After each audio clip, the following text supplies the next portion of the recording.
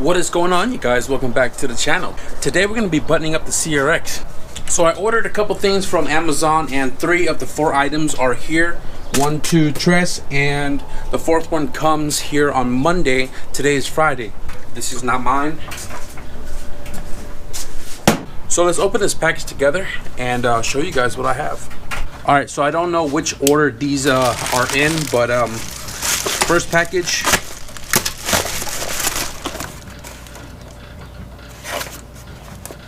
Chinese lettering.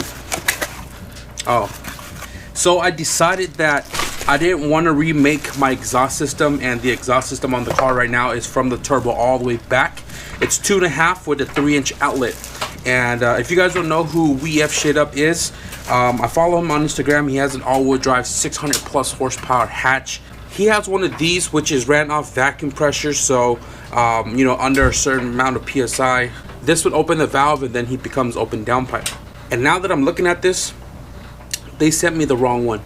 It's supposed to be a closed type, which typically is like this once it comes out of the box, and then when vacuum goes inside of it, it opens up. Now this is the opposite. This is the open version, which is open, and then once vacuum goes in, it closes.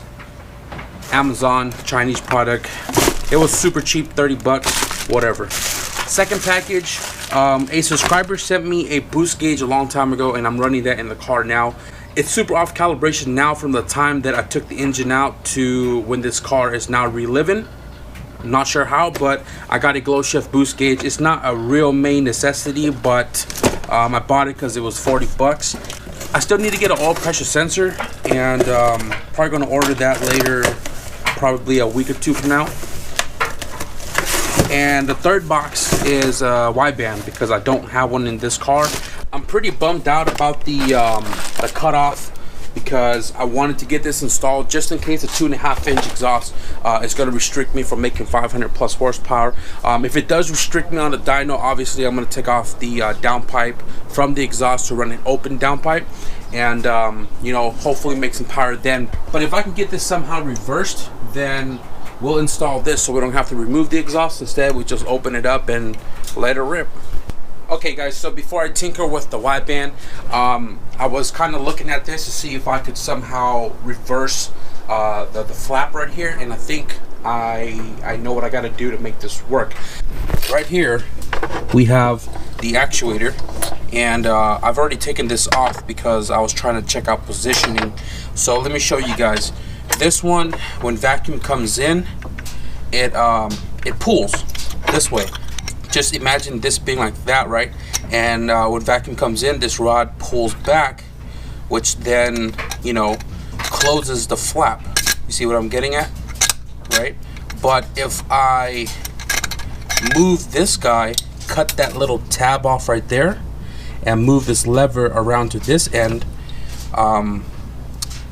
right? If I move that lever over here, and this is pulling this lever on this side back, it should flop open and then closes when I release.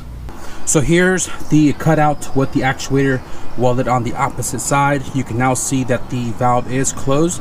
I've already tested this on the car and I know it works, but the only thing is, if I decide to let it be vacuum pressure, as soon as the car is idling, this thing opens up right away. So typically when vacuum comes in, boom, shit opens up. So one of the reasons why I got a vacuum actuated cutoff is because longevity. This is mostly mechanical, and the electronic ones tend to burn out, the solenoid. I wasn't trying to spend a ton of money to make a cutout because really it's not needed. All I got to do is make a full 3-inch exhaust, which I already have in the back end from this car when it was front wheel drive. I decided to just cheap out and get one of these, and I heard that this lasts a lot longer than the electric one anyway. So with this right here, I can pretty much make my own like Y pipe, you know what I mean? Here we have the downpipe, and right here you can see the bend where it's made to clear the transfer case sitting right here, and this piece right here is the piece that I'm going to be adding onto the downpipe for the cutout. And pretty much just sat here, trimmed it, squeezed this a little bit to close the gaps on here, and just kept grinding and grinding until we got it to fit how we wanted to. So the reason why we have shit up and use this is so he can make his own. It makes sense to do it this way because right here where the straight is at, it goes straight out the cutout. You can see the lines that I already made here. Got to cut that out. That's going to go right here, and then you can see how it's going straight out that way. And then pretty much this is going to sit kind of like that with the valve over the exhaust. On this end over here, I'm putting the wideband a lot closer to the downpipe. Typically 6 to 8 inches is what I've read over the years. Oh yeah, look at that. So after massaging with the hammer, I was able to get this semi-flush. Now, once I get this all tacked on, I'm gonna bang this side a little bit more, just so we can get it more flush, so I'm not filling in a fat gap. But let me show you guys here really quickly. About right here, as you can see, on the inside, there's a gap right here where my finger's at, but everything else looking really good. And what I'm going to do is I'm going to weld this to this guy first, because once I get this welded in place, it's going to be a little hard for me to get in between this right here. So I already marked this out. I'm going to weld that first, and then I'm going to tack that on here, and then I'm going to throw this back into the car, make sure that this is not hanging lower than the downpipe. But then if everything looks good, we'll weld that all the way through.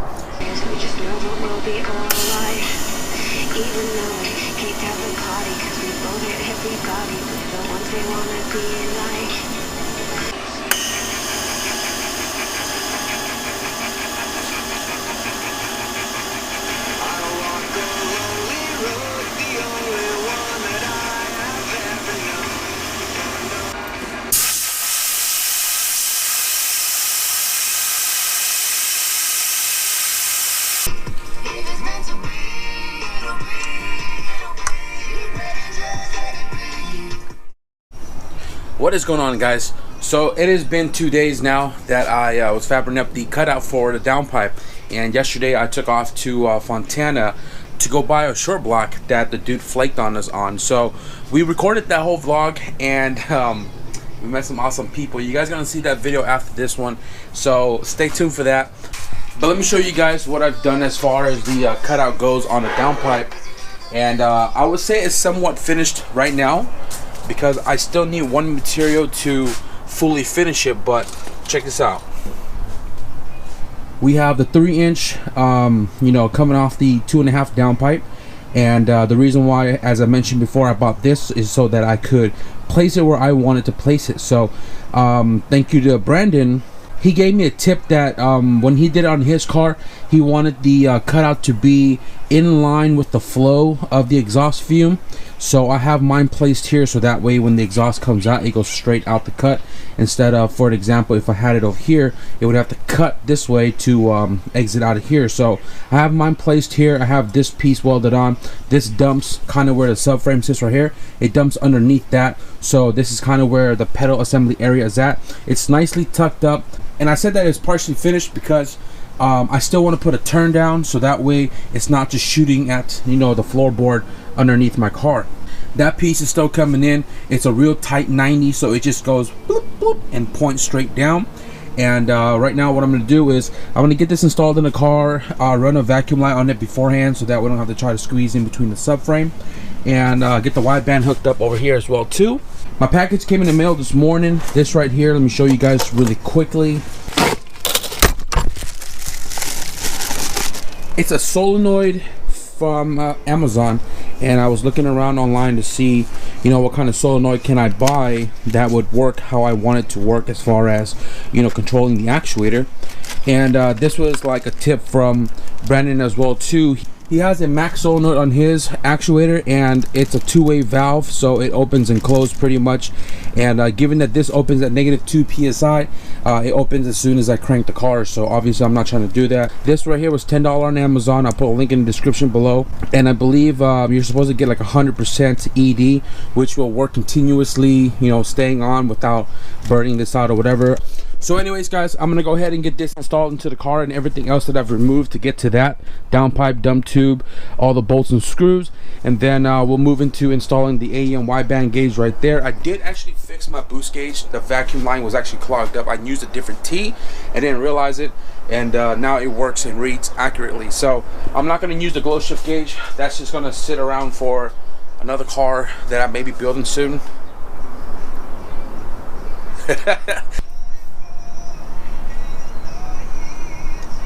Downpipe and the wideband is installed. The wide pipe is nicely tucked up there. Yeah, everything down here is all buttoned up, and right now I was just trying to find a place for the wideband. Now the wideband, really don't have a place for it. Don't want to drill in my dash. I kind of like it being in here on the CRXs on the dashboard, but I don't want to cut into my dashboard, and I don't have pods to you know, put it right there like how Skylines and stuff have it. And I don't want it over here, just in case we're doing street tunes. I don't want them to have to like lean over to look at that. But that's the beautiful part about the wire on this harness. You can data log it to the OBD1 ECU. So I kind of thought of something out of the norm, and I kind of feel like I want to put the wideband literally right here, dead straight to the driver. So I'll be like this, and the wideband is right in the middle of the speedometer circle thing right here, and I can see all of the miles per hour up until 120. I don't have to worry about the you know, the mileage and all of that stuff, and if I just lean out to the side I can see that anyways. But I kind of want to put this dead center, so that way me as the driver or whoever's driving my car, they can see it right here without, you know, moving their head to look down there or wherever else I was planning to place that. And you know, just keep an eye on the AFR while you're driving. And I don't think the light is that bright that it, you know, kind of messes with you and your vision, you know, seeing out the window. But I'm just gonna hook up the wires real quick and you know, make sure everything is working, leave enough length so that way we can route it into the cluster bezel, and then, you know, make a home location for the wideband right there. Hell yeah. Hell yeah, duct tape for the win. Yeah, look at that, nice and firm in the place, you know what I'm saying? Don't worry guys, I'll do a little more thorough when I figure out how I'm gonna mount this here. Probably gonna get some ABS plastic from Michaels or something, and just kind of, you know, make something to the contour of this guy, place it here, screw it on the inside so you don't see screws, so on and so forth. We'll make a video on that for sure. Valves closed. Nothing. Valve open.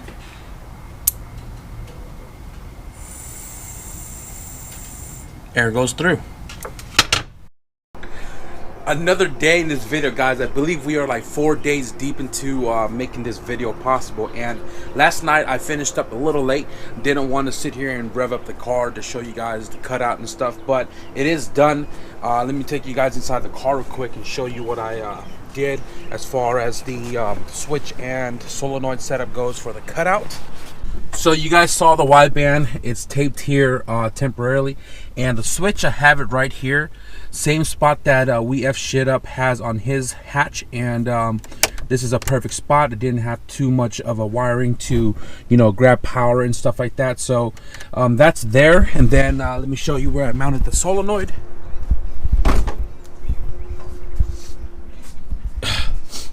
For $10 off of Amazon, that solenoid that I used for this works great. I have it mounted right here. I made a bracket last night. It sits on the heater core 12mm tab that holds to the firewall.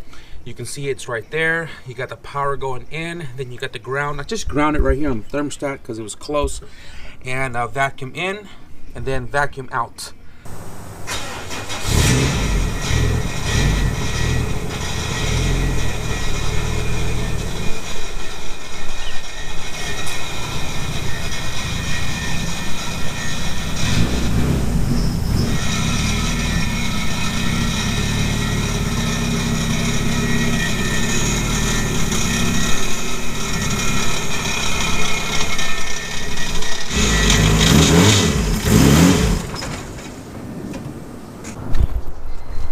Damn guys, it's been a long time since this car was moved from that spot, and boy, it is super dirty. I mean, look at the wagon though. This thing is super brown. Damn, who details? Let me know. So yeah, this is pretty much gonna wrap up the video, guys. The cutout is done, the car is on, it is moved from its spot. I'm just waiting for my cousin to come over here right now, guys, and he's gonna tinker with the map a little bit just so I can drive it around, put some miles on it, and then change the oil to get the car ready for the tune this Friday. Still have a lot of work ahead of me, guys. I'm gonna go ahead and take care of all of that off camera, but I'm gonna show you guys real quick with the cutouts open and closed.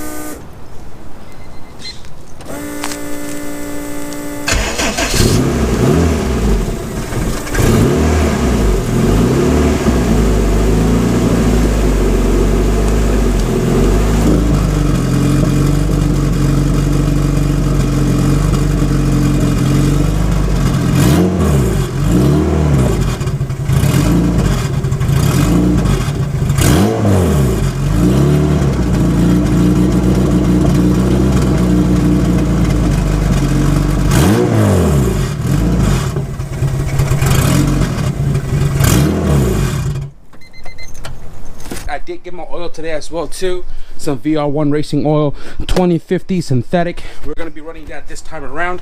And if you guys enjoyed today's video, be sure to give this video a thumbs up, and if you guys want to stick around for the dyno tune, which is in a couple of days, be sure to hit the subscribe button. I hope you guys are as stoked as I am. After watching Roman's car go down the track, do the 940 in the dog box, and Motion Auto TV kicking ass with his all-wheel drive car, I am super pumped, and I hope you guys are too. So with that being said, I want to thank each and every one of you guys for the support. Thank you guys for tuning in. Thank y'all for watching. And I'll see you guys in the next video. Peace.